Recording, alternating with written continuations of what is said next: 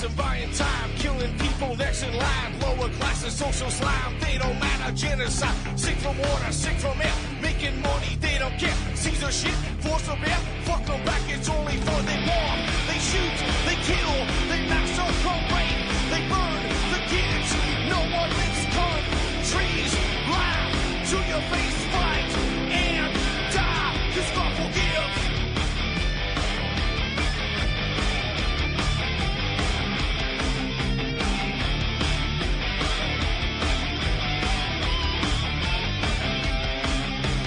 Selling lies and buying time, killing people next in line. Lower classes, social side, they don't matter. Genocide, sick from water, sick from air. Making money, they don't care. See their shit, force a bear. Fuck them back, that's only fair. They bomb, they shoot, they kill, they massacre, rape, they burn the kids.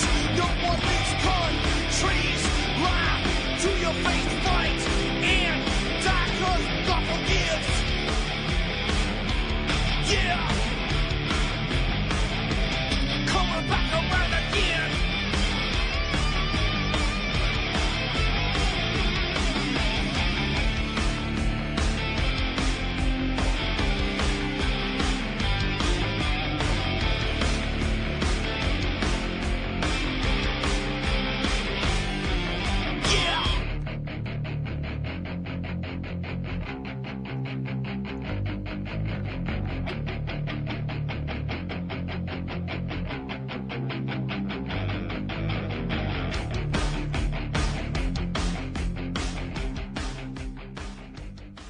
Welcome to the show. I'm your host, Ron Stevens. This is Rock the Boat right here on UCY.TV. I'm your host for the next hour. It's been kind of a crazy couple of days. Today's the 7th of March. It was a beautiful day today. It was really warm. I got up really early today. I don't usually get to bed until about 2 in the morning, so I tried to go to bed about midnight last night. And damn if I didn't wake up around 5. So I get up and back to bed and get up about 5:45, I guess. Walked down town this morning to get a cup of coffee, and it was like 15 above. First thing this morning is cool. It's cooling down quick now, but it was a pretty warm day for this time of year, which is fine with me. And it's probably got Al Gore and David Suzuki all wet, just going, ooh, it's warm, must be going warm. And it ain't, but that's beside the fact. Anyways, we were at the court yesterday in Walkerton, Ontario, and Michael Schmidt and 2 other gentlemen, John Schnurr and Robert, I forgot what Robert's last name is. Anyways, we're in court for a 5-day trial over the notorious raw milk.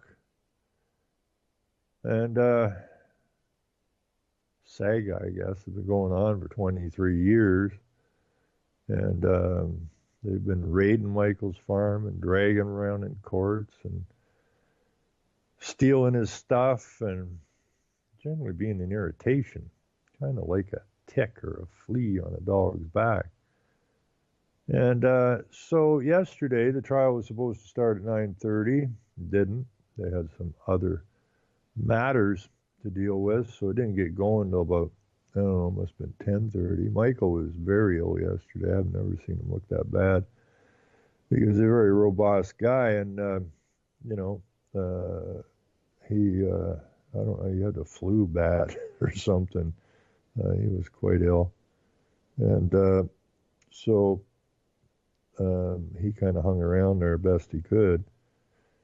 And the one gentleman dismissed his lawyer, and the judge was yelling at the lawyer, and then the judge was yelling at the Crown because John Schnurr had issues with his lawyer, and then the judge had issues with the lawyer, and the judge is going, well, we can't stop now because we're 17 months into this, and we only got 18 months to get it going, or it gets thrown out for not a speedy trial. Actually, they have to have it done before 18 months or in 18 months. And so the judge has got his panties all night. He's trying to push forward. Michael's sick as a dog. He says, is there a law against me throwing up on the table because I don't feel good? And so then the judge says, we're going to push ahead anyways, whether you got a lawyer or not. Michael and Robert are self-represented. And then John says, well, yeah, but I don't have the tapes of the raid. And I've not got the disclosure. And then Robert pipes up and he says, I don't have the tapes or the disclosure either, and I've been trying to get it for 16 months. So this is clear that Michael and Robert and John are not holding up the trial. It is the Crown that's holding up the trial. And I guess everybody likes a paycheck, so drag it out. So eventually, Michael says, I'm not well. And he says, well, you be back here tomorrow unless there's a doctor's note. So Michael went and seen the doctor, and the doctor told him to stay in bed for a couple of days because he's sick as a dog, and to go back and see the doctor on Thursday to make sure he's okay. But I just saw on Michael's Facebook that says he'll be back in court on Thursday. He's a pretty tough cookie. I'm sure he'll spring back from whatever illness it is rather quickly. And that's what healthy people do. They may get sick, but they get better quick. So I expect Michael to be in decent shape on Thursday. So we're going to push ahead, or attempt to push ahead. And so that's what happened yesterday. So we went over there today, and it's about a half hour away from us, the courthouse, and we were there about, I don't know, couldn't have been more than about 5 minutes late. And because I wanted to see what the judge was up to, and we got there, and everybody was out on the sidewalk already. And so apparently he just said, we're going ahead on Thursday. Now, this is what they like to do in the courts if you're self-represented. They'll send the disclosure to the lawyers, but if you don't have a lawyer, they won't send it to you. So what happened yesterday, like the judge says, well, the lawyer must have the disclosure. Well, yeah, but he never gave it to me. And so then the judge gets to yell at the lawyer again.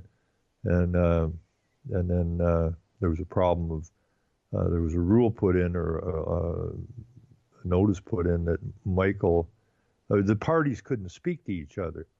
They had to stay not closer than 500 meters together.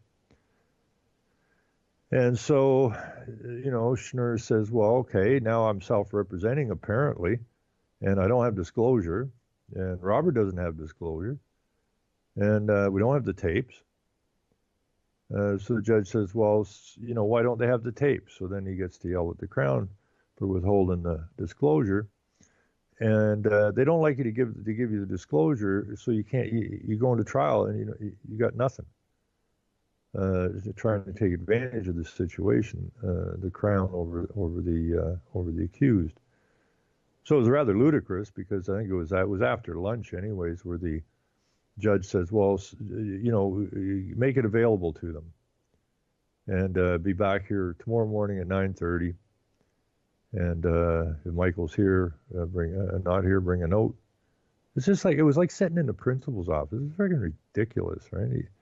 And so Michael didn't get there today. Somebody brought in the notice from the doctor, and then apparently the judge issued a bench warrant for Michael because he wasn't in the court. Well, there's a doctor's note why he ain't in the court, but he issued a bench warrant so that if Michael wasn't there Thursday, it would give the police the opportunity to act on the bench warrant, which is totally ludicrous. So these gentlemen, after 17 months of being dragged in and out of court, get the disclosure less than 24 hours, way less than 24 hours. before they got to go to trial. Absolutely ridiculous. But hey, it's the legal system or the just us system. But I saw Michael posted, now there's a lady here, Karen Selleck, who's a constitutional lawyer, and I met Karen in Guelph. We went to a raw milk symposium down there. And the media, now we know the media is only about truth. And Karen was saved her time to the end because she didn't want to be jumping up and down. She had some stuff to say, and she didn't want to say part of it now and part of it later and ask a bunch of stupid questions. So she waited to the end. Now, it was TV Ontario that was doing the piece, which is an absolute Marxist television station. And because I had a conversation with the host of the show way back when, and you know, I said, you know, Steve, it seems to me that you're partial to the untruth, not the truth, but the untruth. And got to give him kudos for that. He did get back to me. He says, "You're absolutely correct. I am partial to the untruth. Their job is to manipulate, deceive, suggest, lead, not in the right direction, that's for sure." But anyways, when Karen got up to speak after the symposium was coming to an end, and she was the last speaker, and she's a constitutional lawyer, what does TVO? They wrap up the camera. They wrap up the mics and walk away. Now, thankfully, somebody else recorded her session, but this is the kind of nonsense that goes on. This is the media for you. But anyways, I got to meet her. She worked with Michael for a couple or 3 years trying to get this dealt with. But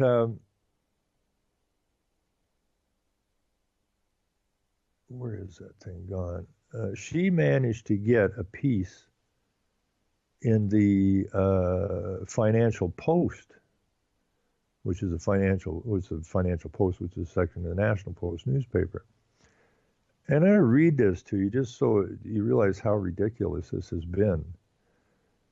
And this doesn't count the other cases, like the sheep napping case that they attached Michael to, which after, I think it was almost 4 years of being dragged in and out of court, and of Montana, the lady who owned the sheep, who had all her sheep killed by the government, even though there was nothing wrong with the sheep. It was almost 4 years of that nonsense. So I don't know what kind of dollars were spent on that, but just on the milk thing. Now I know her numbers are way low, but her this is a pretty good piece. So the headline is, Ontario keeps spending a fortune prosecuting a farmer who's hurt no one and keeps selling his milk. I wish everybody could meet Michael. I met him about 10 years ago. Great guy. You got to be a pretty tough guy to put up with us for 23 years. He's a very stable man. He's a very calm man, and he knows right from wrong, and that's the important part. He knows right from wrong, and he is a very moral man. And you know, I've said this to different people. Dr. Rob, who got run over by PetSmart. When he outed the problems with the over-vaccination of pets and animals in general, but mostly pets. That was his veterinary service. And he got thrown out of his office because he wasn't making enough money he was backing way off on the vaccines because he was concerned for the animals, because the more vaccines they give the animals, the more parts they were cutting off the animals. They're getting cancers. And so, you know, it's all about the money, you know. It's all about the money.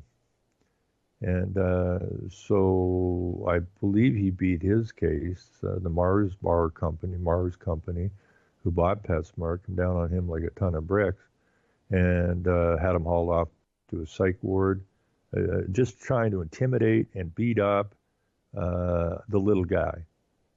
But like I told Dr. Rob, like you're a man of faith and crawl up on your high moral horse because the legal system is amoral by definition. And if you're really truly a moral man, you will beat these guys. And he went at him and stood his ground just like Michael has for 23 years. And that's what we got to do. Everybody's got to do this. But anyways, the story goes in the paper here, Ontario is planning to waste more money this week prosecuting raw milk advocate Michael Schmidt. For 23 years, the province and some of its municipalities have waged war, and it is a war, against Schmidt and Glen Colton Farm, where he and others produce the unpasteurized milk that buyers want. Officials have repeatedly raided the farm, seized equipment, dragged Smith and others into court, fined him, spied on him, and otherwise attempted to intimidate him. This week, a 5-day trial is occurring for Schmidt and 2 others for allegedly obstructing a peace officer on October the 2nd, 2015, that day when authorities attempted to execute yet another raid on the farm, approximately 50 people, but I was there later in the afternoon. There was definitely more than 50 people there. Co-owners of the farm cooperative gathered to oppose police in part by parking a tractor across the driveway, preventing the removal of equipment and cheese and milk and everything else. They brought in a cube van and loaded it up. And it was mostly the women. This is what was interesting. It was mostly the women that were particularly miffed about what was going on. This was their food. And these raiders come in and load up the truck and say, we're leaving with it. And the women were very staunch. They just, you ain't going anywhere with our food, right? And eventually they came to an agreement, and the police and the ministry people unloaded the truck, and then the tractor was moved, and they left. So there really was no obstruction there. But anyways, still other legal action is pending against Schmidt and other members of his co-op, an injunction application seeking once again to shut down the raw dairy operation. 2 days are scheduled for that hearing at the end of May. Now you can imagine how this has disrupted everyone's family life and their work life. They've never nailed Michael down to anything. And they've cost everybody a ton of angst, a ton of money, a ton of time wasted. But the Crown doesn't care about that because, well, you're paying for the Crown and the courts to beat up on Michael. You're paying the bill. So how much money has Ontario spent going after this raw milk co-op for 23 years? It has all been to no avail. The farm continues to produce fresh, unpasteurized milk daily, and co-op members continue to consume raw dairy products knowingly, happily, and eagerly. It's time for Ontario to do a cost-benefit analysis on these prosecutions. It's not really a prosecution, it's more like a persecution. How much money, has the province spent on courts and cops going after this raw milk operation for these 23 years? And what has it got to show for it? So she's given full disclosure here. She was from 2010 to 2013. Karen was Schmidt's lawyer. She goes on to say, I remain his friend. A few years ago, I tried to unearth via Freedom of Information request how much the various governments had spent on legal fees. One municipality admitted having spent $138,000 on outside lawyers. The province itself, which used in-house lawyers and plenty of them to prosecute Schmidt, claimed it couldn't tell me what the cost has been. Supposedly because the lawyers didn't keep time dockets on criminal or regulatory cases where they never expected to receive court cost. Sounds fishy, says Karen. But I wouldn't waste my own scarce resources challenging it. The truth is, they probably don't know. It's highly unlikely that anyone in the Ontario government has ever attempted to tease out and compile the necessary information. from the Minister of Natural Resources, the Constitutional Law Branch of the Attorney General's Office, the Ontario Court of Justice, the Supreme Court, the Ontario Court of Appeal, the Supreme Court of Canada, the Ontario Provincial Police, 4 separate municipalities, and sundry other bureaucracies. Each agency itself probably has no idea what amount it has spent prosecuting Schmidt, because that's not how they organize their financial records. And what do they care anyways? Because you're paying for it all. My guess, however, having observed firsthand the many lawyers, judges, tribunals, court reporters, court clerks, expert witnesses, police officers, and civil servants involved during my years on the case, and extrapolating them from there, it is that the province costs have got to be well over $2 million by now. And the main thing that's achieved is giving Michael Schmidt extra publicity. With news of every prosecution, more and more people wonder what's so great about unpasteurized milk and whether they should give it get some. In Europe, this is still Karen talking, in Europe, authorities have taken a different approach. Over the past decade, 3 major studies involving approximately 24,000 children have demonstrated that the drinking of unpasteurized milk in childhood results in a 41% lower risk of asthma, a 49% lower risk of hay fever, and a 30% lower risk of respiratory infections and fevers. Canadian authorities allege that drinking raw milk can be dangerous, even fatal. But so can asthma and respiratory infections. The Asthma Society of Canada estimates that 20 Canadian children and 500 adults die from asthma attacks every year. In the 25 years, no one has ever died or even gotten sick from raw milk produced by Glen Colton Farm.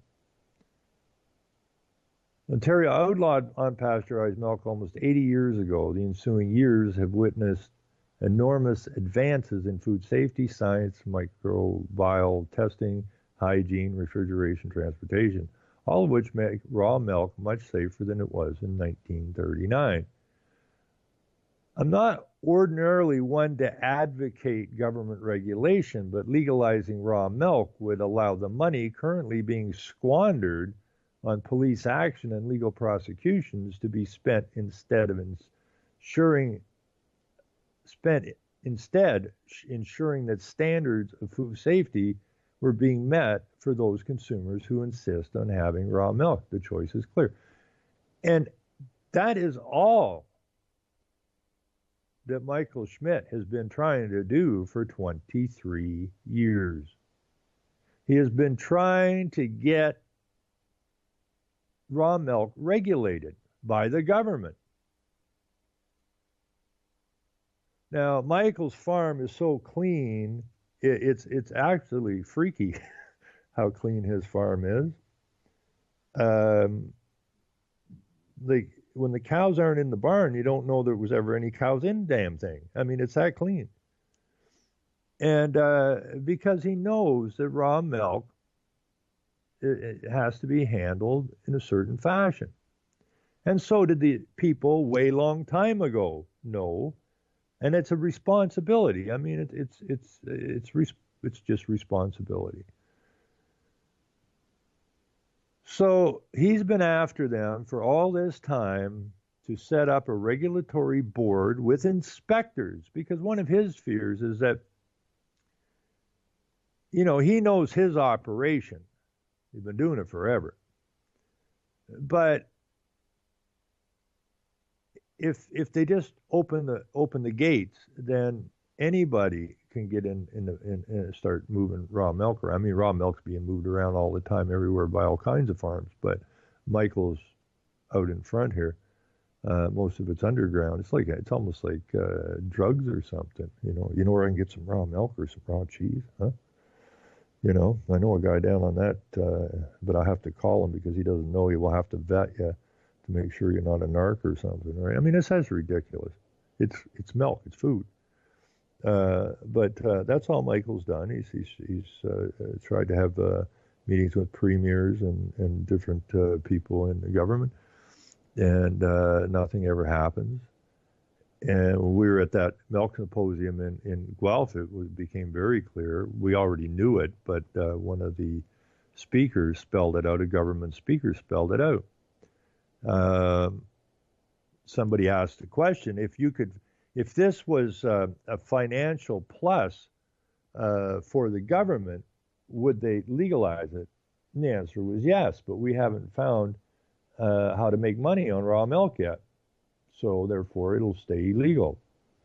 And it's always about control, and it's always about monopoly. So yeah, so all this time and all this money wasted, and a lot of lives shattered. The good old government / corporation keeps coming, trying hopefully one day to nail Michael down on something. And all I can say is good luck with that. But it's about responsibility and choice, and that's what got Michael in 2010 acquitted on all charges, because the judge basically said everyone has the right to make an informed choice outside of the government. This is your personal life. This is your decision, and you're an adult. So the government really you can't tell you what you can eat. They're going to come out next week. Pickles are out off the market. So, anyways, this is what they've been spending their money on. The police. The courtroom's full of police, full of reporters, full of government actors, and it's ludicrous. Is what it's sick to even watch. I mean, it's so over the top. There's a big cop, about 6'4", and a cop about the same height, might even be a little bit taller than me. And I was leaving the courtroom there at a break yesterday, and he's standing at the door, with his arms crossed over his chest and that. And I said, "How's it going?" He said, "I'm good. How are you, Ron?" And because I've been dragged in and out of there enough times, all the police around here know who I am. And I said, "Is this just getting more ridiculous or what?" And he kind of chuckled. He said, "It's getting bad, right? But they're getting their paychecks. They do what they're told." So this is what they're told to do. They're told to persecute Michael Schmidt, spy, do whatever they can to try to find anything they can to keep dragging his ass into court, either bankrupt his spirit or bankrupt him financially, but just keep on him. That's what the police and the courts are doing. Now, there's another story which shows the opposite side. Here's a guy who has caused nobody any harm. Okay? He just does what a farmer does. He farms. And he's trying to get good food to people, and the people want the food. And Karen was right. The more they prosecute him, but they try to make him out look like a bandit in the newspapers, and they're all, of course, fake stories or trumped up stories, and on the radio and the TV, and they try to make these milk people, it was almost like the build up to Waco, right?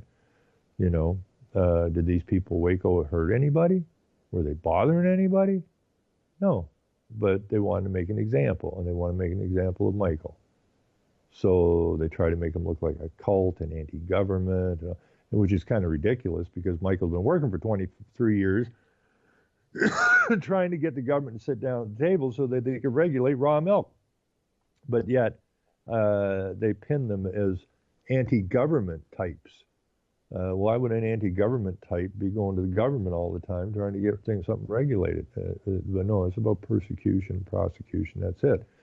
So they've caused no harm. They just want to have some milk and some cheese and organic food.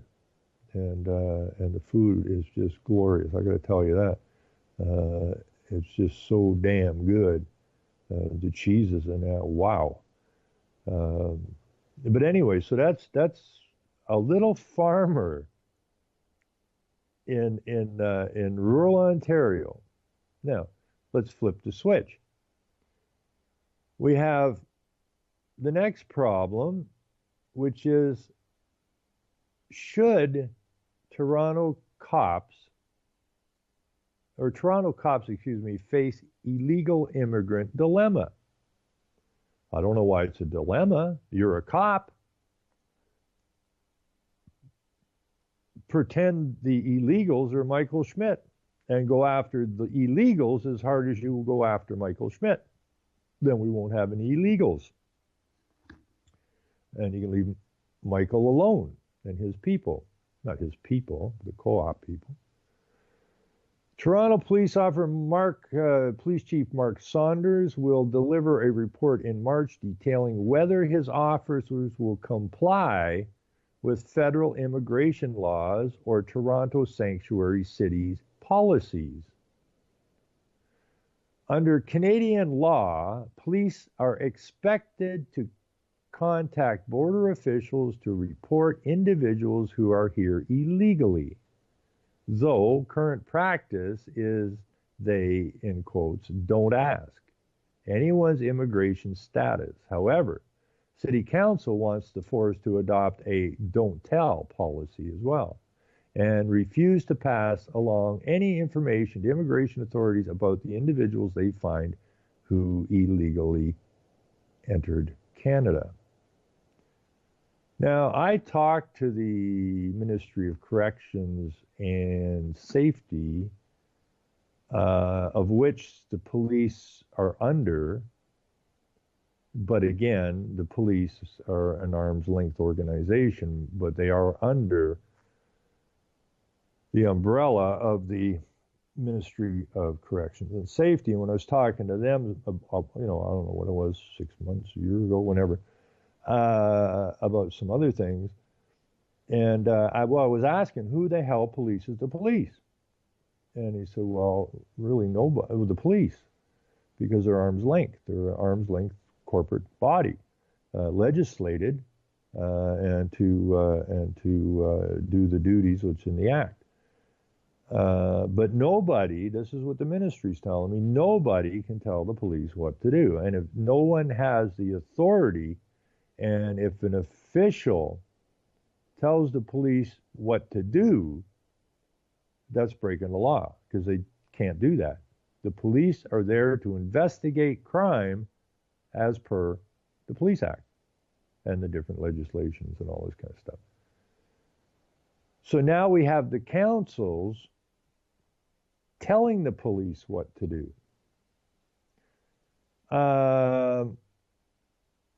Now, that policy, it says, will clearly put Saunders, the police chief, and his officers in an awkward position. Well, not really. You should be arresting the Council of Toronto for even suggesting that they turn a blind eye. But they don't say that. They say, geez, it's going to be awkward for the police chief. According to the Canadian Border Services Agency, police are obliged to report immigration violations to them, regardless of city policies.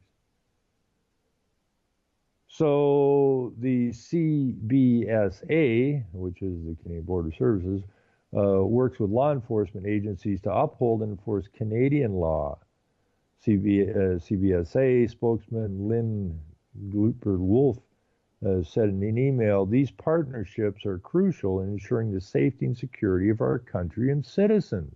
Whoa. So these immigration partnerships are crucial, she says, to, I think it's a she, it's L-I-N-E. I don't know if that's a guy or a girl. I'm going to go with a girl, but whatever, doesn't matter. It could be a turtle tomorrow, depends how she self-identifies or he self-identifies. But anyways, it says very specifically, these partnerships are crucial to ensuring the safety and security of our country and its citizens. And here we have the councils city councils in Toronto, Hamilton, London, Montreal, Ottawa, Vancouver, Calgary, all the major cities in the country are now rapidly proclaiming themselves sanctuary cities. And by doing so, they are what? They are undermining the safety and security of our country and citizens, according to immigration, which is against the law. This is how far down the hole we're going here. I mean, this is getting so bad. The Toronto Sun specifically asked if police officers are expected to report to the immigration when they come in contact with a person through work, even a victim of crime who is in the country illegally. Now, immigration says in the course of the regular duties, a law enforcement officer has the authority to arrest and detain that individual and present this person to immigration. Partners will refer cases to immigration for reasons including outstanding warrants, criminality, overstays, to verify identity, and for working without authorization. Now, the Toronto police have had a don't ask witnesses and victims policy since 2006, but immigrant and refugee advocates, no one is illegal, reported extensive collaboration between officers and border officials and launched a campaign to stop Toronto police from doing immigration enforcement dirty work. Saunders was asked by council a year ago to report back on expanding the don't ask, don't tell philosophy deeper into the service after complaints that undocumented individuals were afraid to access police services for fear they would be turned over to immigration officials and deported. I mean, is this out of a bad movie or what? I mean, if you put what's been going on to Michael Schmidt for 23 years, caused nobody any harm, hasn't put anybody at risk, hasn't undermined the country, hasn't put the safety of the citizens at risk, compared to what's going on here with this immigration nonsense.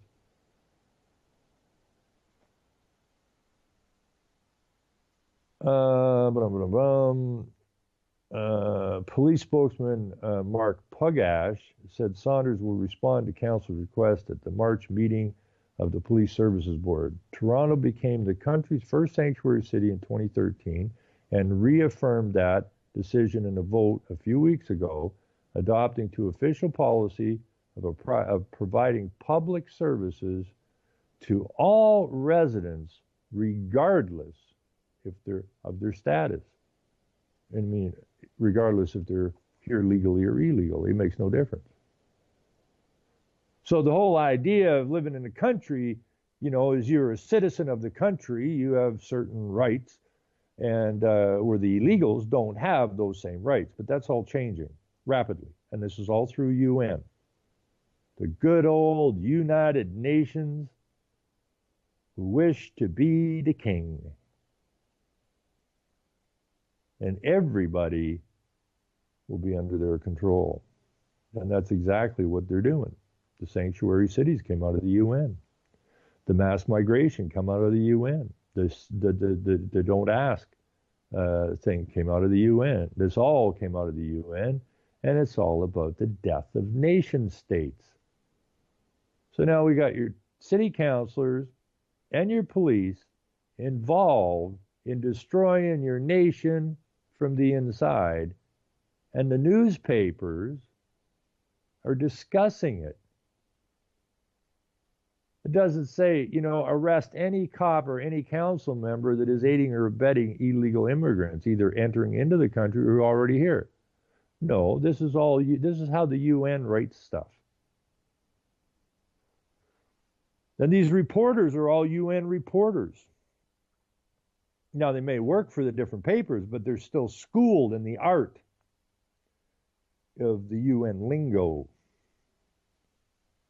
which is about giving scenarios, not the fact that this is black and white against the law, but scenarios on how we can get to our goal, which is to destroy your nation state by using mass immigration and mostly Islamic immigration to take down the sanctity of what our country was built upon, which was on the Christian faith. And these two cannot mix. This is oil and water, man. You cannot mix Islam and Christianity. So they made the void, and they took the Christian prayers and everything to do with what our forefathers built this country on was Christian law, not corporate law, which we've been under forever. And Islamic law, Sharia, and Christian law cannot work together. It's an impossibility, absolute impossibility. I mean, the Islamics call us infidels. And if we don't change to Islam, then they have the right to kill us. And this is who the cities and the councils and the police are protecting.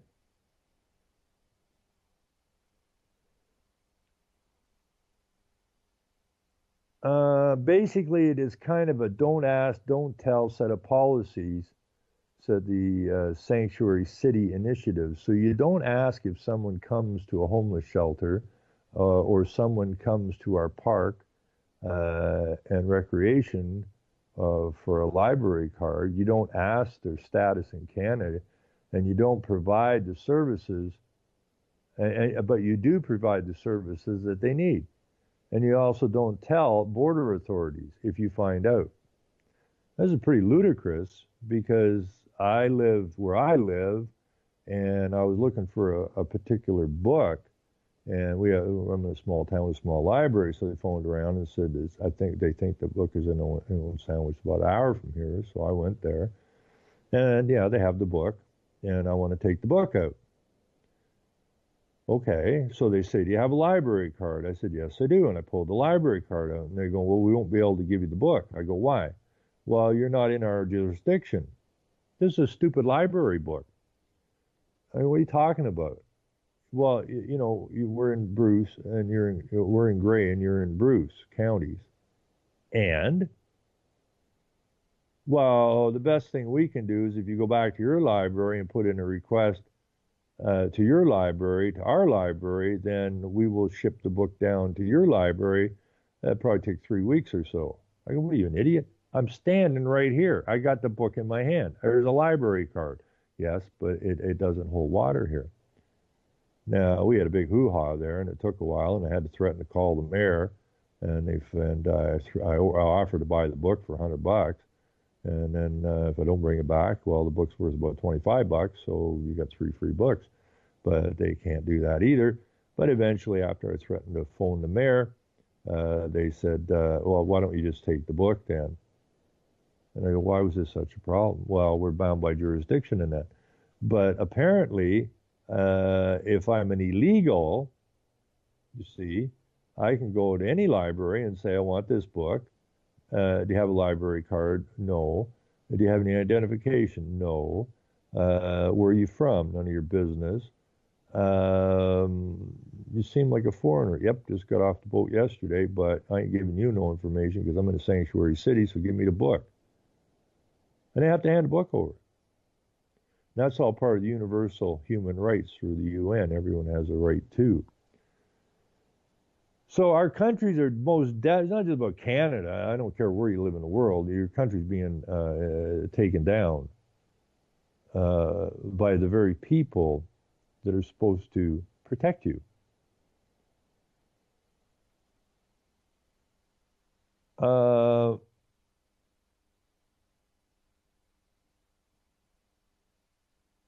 The police have historically said we are okay with the don't ask part, but we are legally obligated to the tell part.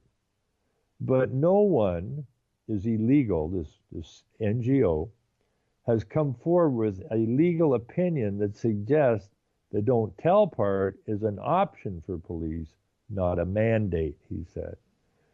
It was also said he would still expect police to report undocumented residents who appear to be complicit in crime. Well, the legal men and women here are complicit in crime. The city is complicit in crime. The police are complicit in crime. The federal government is complicit in crime because it's the federal government that's a member state of the United Nations. And it's their policies that they're implementing. But they really can't bring them through. See, if they bring them through the front door, then everybody's going to say, what the hell are you doing? So now we're going to bring them in through the back door. And then we'll play these little word games. So everybody from the prime minister all the way down through every bureaucracy that would support or have anything to do with these illegals has broken the law. But they're trying to make excuses for it. It says, for but example, a woman who is being abused and calls police, who would then risk being turned over to immigration authorities if the abuser tells officers she's undocumented, he said. So see, we have to protect that. Are the police obligated to tell the Canadian Border Services in that case? Well, that's the kind of situation we're trying to avoid. We think it would be, frankly, at the end of the day, a safer Toronto to have undocumented residents feel comfortable reporting illegal activity. But they are the illegal activity. So the illegals would feel more comfortable reporting illegal activity. I mean, do people actually read this and say, oh, well, it sounds good to me? According to city staff report from 2015, there are already anywhere between 20 and 500,000 undocumented people living in Canada, and the best guess is about half of them live in Toronto. Those numbers will undoubtedly swell with warmer weather, and expectations that thousands upon thousands of asylum seekers in the U.S. will cross the Canadian border to escape possible deportation under U.S. President. The evil one, Donald Trump, vowed to enforce American immigration laws and target violent criminals for deportation. So they're going to end up here. Hundreds have already begun to cross the border in remote locations, especially in Manitoba and Quebec, avoiding border checkpoints to skirt the safe third country agreement that would require them to seek refugee status in the U.S. where they sought protection. What does John Mayer Tory say? Well, he's a lawyer, so it won't be very interesting what he has to say, because this is all based on international law. In other words, your law don't matter no more, folks. I don't care what country, and if your country's a member state of the United Nations, they have trumped your so-called laws in your state. I mean, there's still corporate legal laws, but it's still, at least it's being administrated by people in your own country. This is outside crap. So what does Mayor John Tory have to say? Toronto will be asking the Justin Trudeau government to move for more help to settle refugees, Tory says. The Toronto Sun asked the mayor this week about the arrival of refugees fleeing the United States and about the Toronto Police Services don't ask, don't tell policies for undisclosed residents. Toronto, says Tory, is a sanctuary city and a popular landing spot for refugees. What you are seeing is people flee Donald Trump immigration policies. So this whole thing, and it's not about Donald Trump, it's about the UN agreements that the countries are attached to, which go back to 1951, but the main one 1954, and they've entrapped all the countries after that through the universal human rights. So Tory, who's a lawyer, says that Toronto is a sanctuary city, which of course is illegal, and a popular landing spot for refugees, which are illegal. What you're seeing is people flee President Donald Trump's immigration policies. In other words, attempting to uphold the immigration laws in America, he's the bad guy. And the reason that we need sanctuary cities here in Canada is because of Donald Trump, his immigration policies. Well, he's attempting to bring back his immigration policies back to being immigration policies. That if you're not supposed to be here, goodbye. If you want to try and come in here, fill out the proper forms, come through the front door, and if you're vetted and you're clean and we want you, you can stay. Piece of cake. Or on the other hand, our policy now, which was Obama's policy, but it's all UN policy, our police here will help you across the border. But you're helping illegal. We have no choice. It's because Donald Trump. That's no excuse. But that's what they're doing. It's like children. And I hear people say, well, we got to do something. Look what Trump's doing. Well, Trump ain't doing nothing except trying to get the immigration law working again.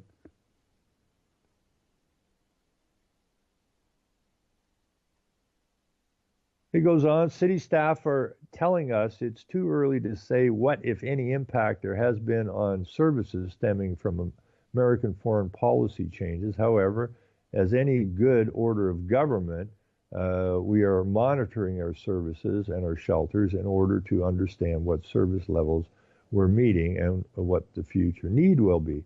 So what he's saying is that we are absolutely fully accepting of illegals. The problem with the illegals is where they're going to live. Well, we'll buy them housing. What are they going to eat? We'll buy them the food. What are they going to work at? Doesn't matter. They get social services. What about their health? Well, they'll get free health. What about education? Free. But you'll have to hire more teachers, more doctors. Well, yeah. Well, who's paying for that? Well, the people already here. Why? Well, because we have to help the refugees. But you're tearing our cities down and our country down in the process. Well, yeah, but we're hooked up with the UN, so we just do what they tell us to do. And we lie to you all the time because, well, you wouldn't put up with what the UN wants us to do. So we have to do this wiggly wart scenario crap.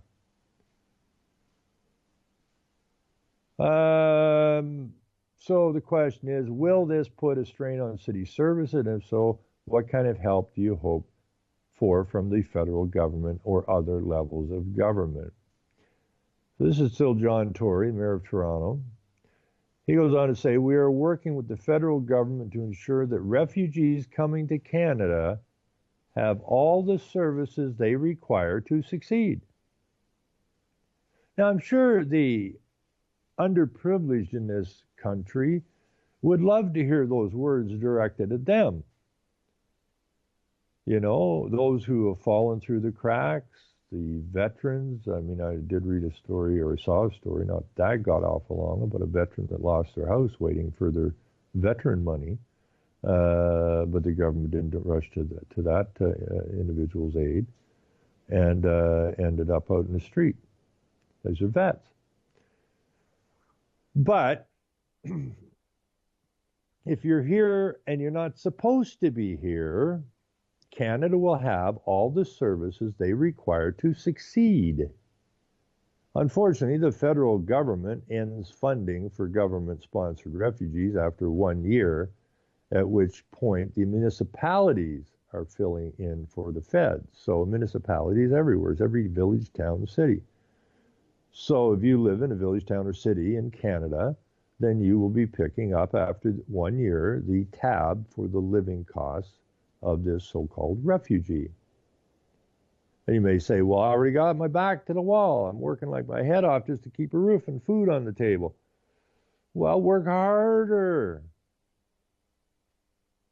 because you're going to have hundreds of thousands, if not millions, of these so-called refugees when they're really manufactured foot soldiers of the army coming to attempt to take down our nation. But, we got to give them what they want. So after 1 year, at which point the municipalities are filling in for the feds, that means that you're paying the bill now.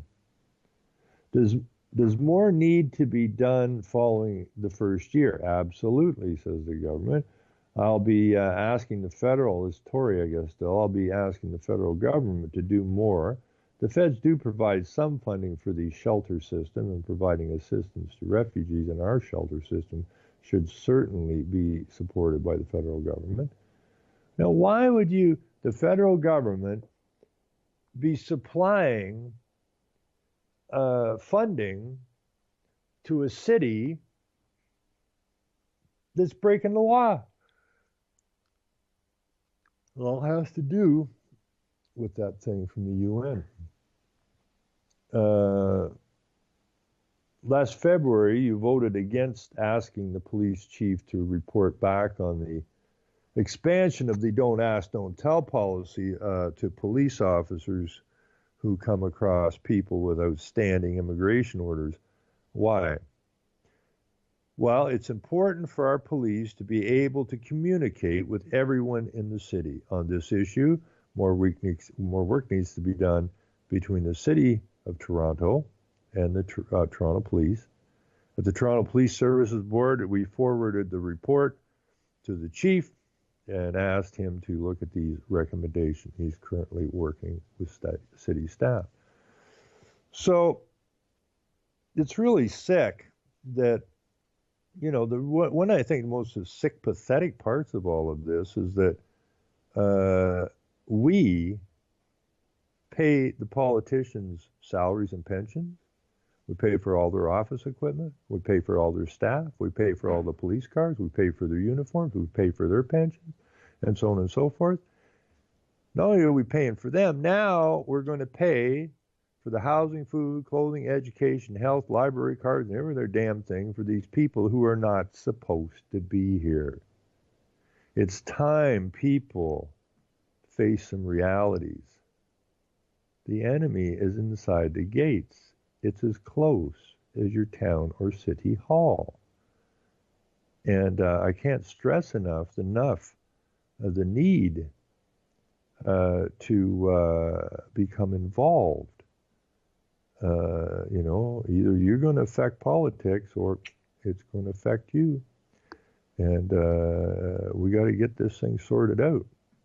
And these people do need to be arrested. There's no ifs, ands, or buts about it. And I'll put that one about the cops, and I'm going to put this story in from Karen Selleck, who is a constitutional lawyer. Now, me and Karen have had a couple chats, and we have a bit of disagreement, that this whole legal system in itself is a fraud and needs to be dealt with. But other than that, she's a pretty damn nice lady. And, she's doing her best under the circumstances, which is being a lawyer, to help Michael through the pitfalls and stuff and try to find resolution for what he's facing. So we're going to go back to court on Thursday morning. And Thursday night, I'll give you an update on whether they got rid of the judge or the judge is going ahead. So I hear music, so that's it for the show tonight. Read this stuff I put in the chat, and everybody take care. And so talk every day, all day. Fuck them back, it's only for they want. They shoot